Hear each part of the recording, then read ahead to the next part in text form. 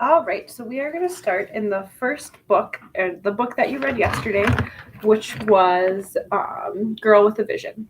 So we're just going to talk about the difference that school made in Sabrier's life. So if you open up your Google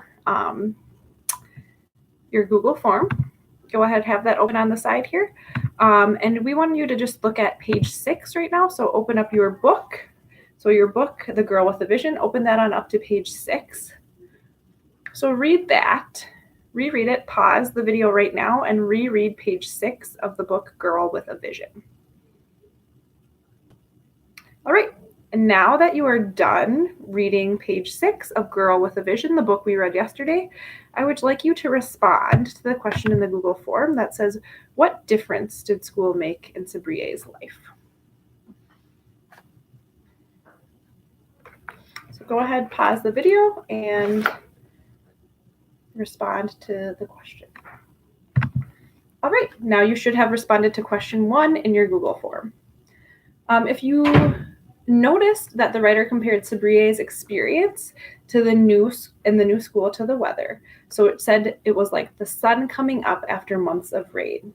The writer used the words as and if, okay, to compare her experience to the sun coming up after months of rain. So when you say something like bright as the sun or cold as ice, you're using figurative language.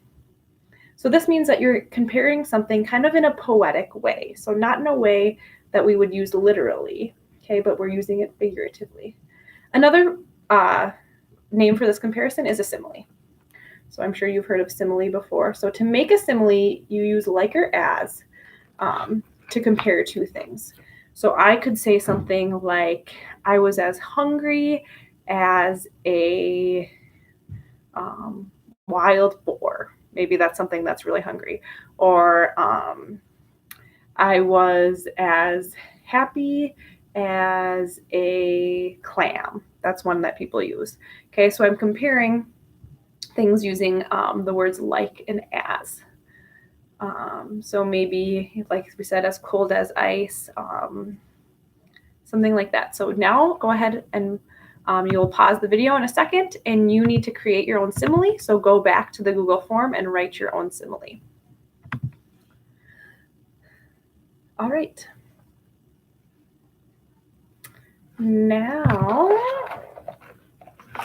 go ahead and answer the next question in your Google form. So using these words, like this language, this figurative language, do you think that it made the story more interesting? So when we're comparing things using similes, do you think that it makes the story more interesting? Go ahead and answer the fourth question or the third question in your Google form. Pause the movie now. All right.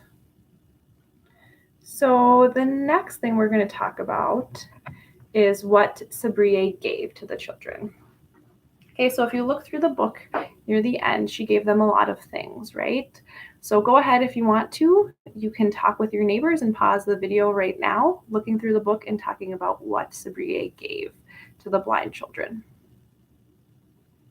Okay. Once you're done with that, you need to write a description of the gifts that she gave them.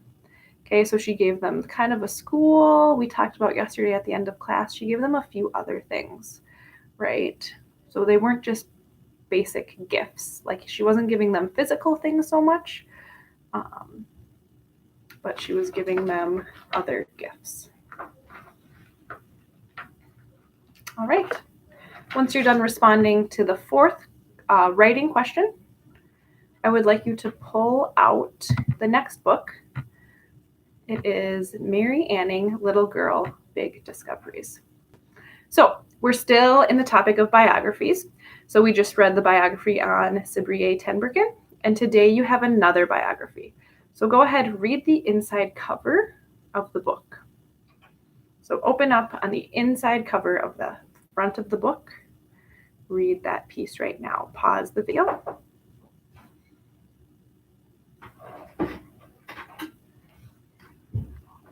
I don't know if you're on. No, I'm just doing it. It's fine. You can come in. Do you need the phone? Sorry for the interruption. Okay. So the first book that we read, right? She was born in Germany during modern times. This new biography you have, okay, Mary Anning lived in England and was born in 1799. So in the book about Sabriye, the first one, Girl with a Vision, you only read about part of her life because she's still alive, right? This is present day and she hasn't died yet. When you read about Mary Anning's story, you'll read about her whole life from her birth to her death. So even though they both, Mary and Sabriye, lived in very different worlds, you can think about what the two women might have in common. So go ahead, open on up to page 22 and look at the timeline. I want you to think about what information the timeline gives you on page 22. So pause the video and respond in your Google form.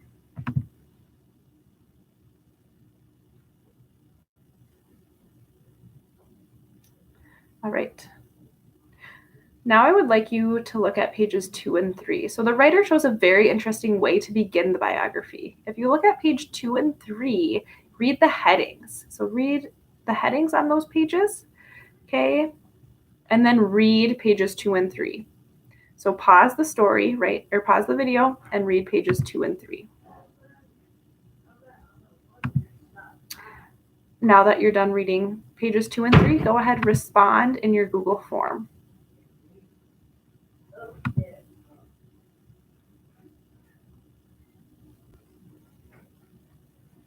All right. Go ahead, look at page 6. So look at the sidebar. So that's the side section on page 6. You'll see a definition of fossils.